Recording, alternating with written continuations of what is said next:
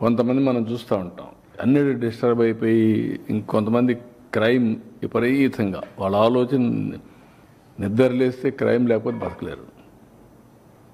అలాంటి కూడా చాలామంది తయారయ్యారు. అదే చెప్పేది, ఇంకా వాళ్ళ క్రైమ్ అలవాటు అయిపోయింది. వాళ్ళు ఇంకా ఎవరు మార్చలేరు వాళ్ళని. తీవ్రవాదులు అంతే కదా, నక్సలైట్లు అంతే కదా, లేకపోతే మీరు నేర్పాలి వాళ్ళకి. నీకు ఆ శక్తి ఉంటే నీకు అసహ్యం చేస్తాం ఆ జాబ్ని. కొంతమందికి పుట్టుకతో వచ్చేళ్ళు ఇవి నేర్చుకోరు.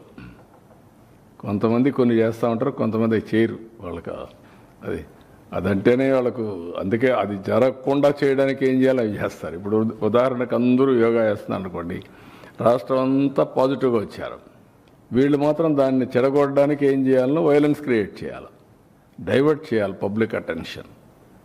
That is their art are their intentions. అందుకే క్రిమినల్స్ ఎప్పుడు కూడా క్రిమినల్ బ్రెయిన్సే పనిచేస్తూనే ఉంటాయి. వాళ్ళకు నరికేస్తాం, చంపేస్తాం, రఫ్ ఆడతాం,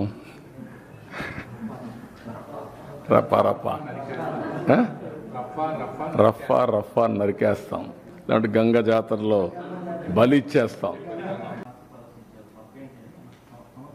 that is what I'm saying. చంపేస్తే కూడా సినిమాలో చూపిస్తారు కదా, సినిమాలో మనుషులు చంపుతారు కదా, చంపితే తప్పేటి?